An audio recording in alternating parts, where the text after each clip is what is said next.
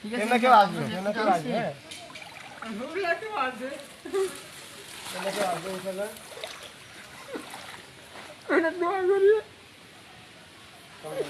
একটা হিন্দু পাড়ার মধ্যে এসেছি।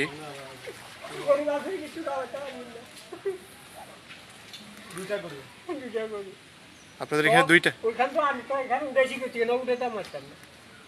আপনাদের এখানে দুইটা গরু আছে। আপনি তো পুরো আমরা বাইরে তো মোটর থাকতে পারেন না, মোটর থাকতে পারেন না।